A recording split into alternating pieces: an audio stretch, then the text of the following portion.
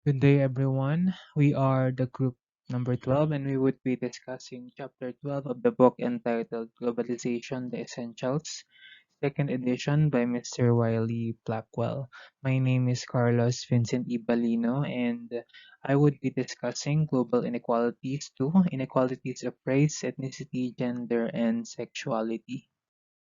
Listed here in the slide is the work distribution for each of the members. So as I have said before, I would be discussing the majority-minority relations in a global context and the social construction of race, ethnicity, gender, and sexuality.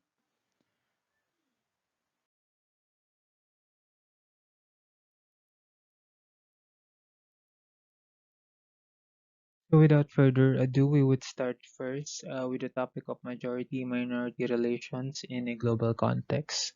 So to start, let's define what is a minority group and the majority group. So a minority group is in a subordinate or oppressed position in terms of wealth, power, and or prestige, while a majority group is in a superordinate or dominant position in those same terms. So who can we even consider as a part of the minority group or a majority group? Is it based on the number of people associated with these two polarizing groups, or was it based on sexuality or ethnicity or even gender? Sinong makakapagsabi na, for example, part ka ba ng minority or part ka ng majority? The easy answer is yes. Being part of the majority means you are generally accepted in all parts of the world, meaning maybe dahil straight ka, dahil mayaman ka, or dahil may utak ka. Pwedeng yun yung standard, kaya ka generally accepted and therefore part ng majority. Ang kaso, that is the easy answer. On the other hand, the difficult answer is, well, it is based na-classify ka based on the sociological definition of those characteristics na I've mentioned before. Maybe being queer is accepted freely on some other nation, or to be wealthy is unachievable in some countries. Meaning, hindi lahat ng positive traits is kumbaga, hindi lang porket meron kang ganong traits is kasama ka na sa majority. But the thing about Moreover, the thing about majority and minority relationships in a global context is that we must assume that these relationships has an underlying power imbalance, whereas the other party is bound to be the subordinate of the other. Also moving on, according to Collins, a concern with majority-minority relations with stratification inherently involves an interest in conflict, if not violence. Well, it all boils down to the fact that the majority either wants to enhance further their privilege as a part of the group or prevent the minority in usurping their society-given power. And if such was not resolved, it often leads to oppression and violence. As a general rule, these conflicts, potential or real, are resolved in favor of the majority group because it has far greater resources.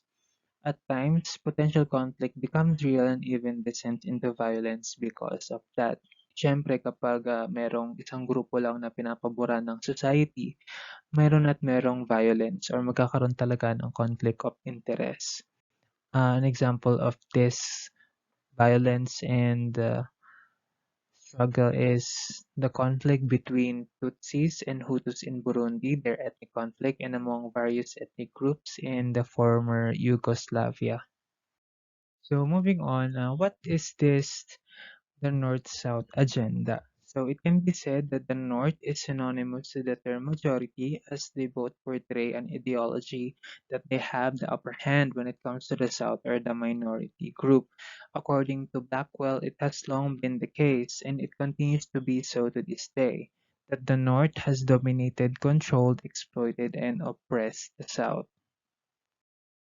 So how are these relations reflected, or how are these relationships reflected in a global context? So as I've looked to the book of Mr. Blackwell, there are two factors that was given.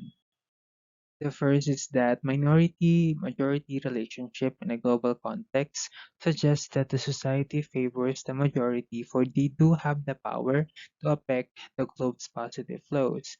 So these positive flows pertains to money, commodities, food, healthcare, technology, and the like. So in other words, people in the majority are more likely to contribute a greater number of resources than those who were in the minority group. They have the potential to move freely, be it their own body or even their resources.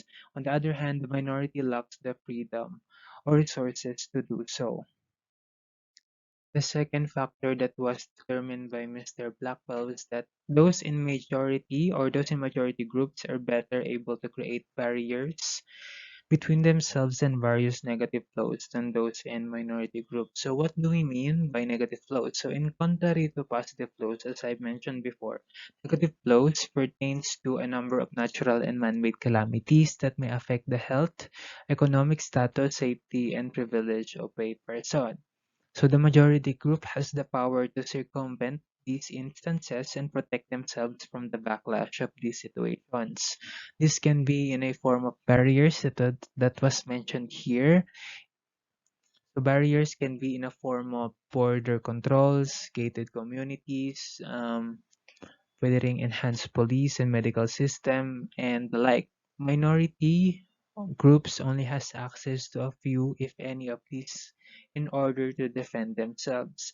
So in other words, yung dalawang factor na binabanggit ni Mr. Blackwell is that yung unang factor, the majority group has a higher potential to contribute more to the society. And dahil mas marami silang resources, they have the power also to circumvent the negative flows nga na nabanggit dito that may befall the country or that may befall the state that they are living in. And that's about it. That's the discussion, that's the brief discussion about the majority-minority relations in a global context.